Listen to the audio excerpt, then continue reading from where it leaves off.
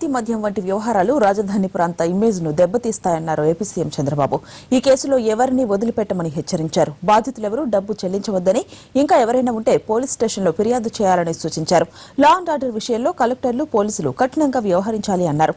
శాంతి భద్రతలపై ఇవాళ హోంశాఖపై సమీక్ష జరపనున్నారు.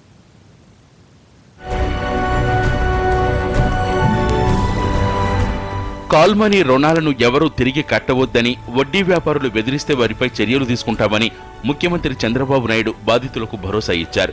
Call money ముసుగులో మహిళల్ని వేధించిన వారిపై నిర్భయ కేసులు పెడతామని చెప్పారు.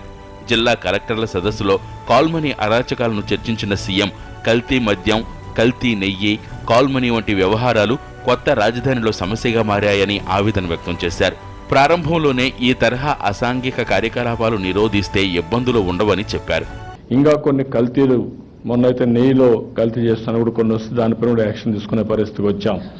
నిన్నైతే కాల్ మనీ అని పేరు పెట్టి కొంత డబ్బులు వసూలు చేసి ఇష్టానుసారంగా వడ్డీలేసి హెరాస్మెంట్ కూడా స్టార్ట్ చేశారని నేను మిమ్మల్ని ఈ సందర్భంగా కోరేది, ఈ విషయంలో కూడా మనం చాలా స్పష్టత ఉండాల్సిన అవసరం ఉంది. ఈరోజు అవసరమైతే చాలా గట్టిగా ఈరోజు కూడా నేను చెప్పాను.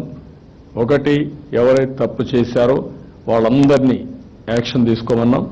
చట్ట ప్రకారం ఎవరైనా సరే, ఎంత గొప్పవాళ్ళైనా సరే యాక్షన్ తీసుకోవాల్సిన అవసరం ఉంది.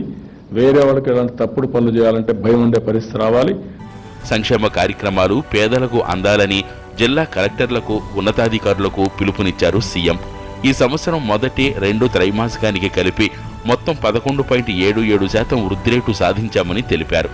అయితే వ్యవసాయ రంగంలో వెనుకబడి ఉన్నామని, రైతులు ఇబ్బందుల్లో ఉన్నారని తెలిపారు. పోలీస్, రెవెన్యూ వంటి రెగ్యులేటరీ శాఖలు బాగా పనిచేయాలని అన్నారు చంద్రబాబు. వచ్చే నెలలో భోగాపురం ఎయిర్పోర్టుకు బిడ్స్ పిలుస్తామని, దగదర్తి, ఓర్వకల్లు ఎయిర్పోర్టులకు భూములను అప్పగిస్తామని తెలిపారు.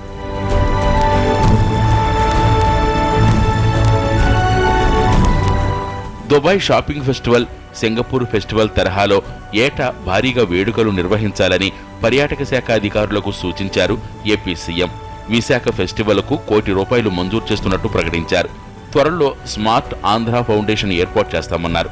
గ్రామాల్లో పనిచేస్తూ పట్టణాల్లో ఉండే ఉద్యోగులపై చర్యలు తీసుకుంటామని హెచ్చరించారు.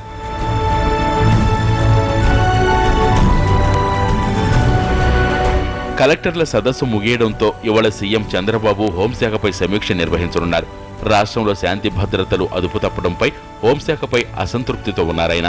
చిత్తూరు మేయర్ దంపతుల హత్య, విజయవాడలో కల్తీ మద్యం వల్ల 5గురు మృతి, కాల్ మనీ సెక్స్ రాకెట్ వ్యవహారాలపై పోలీసులపై సీరియస్గా ఉన్నారు సీఎం.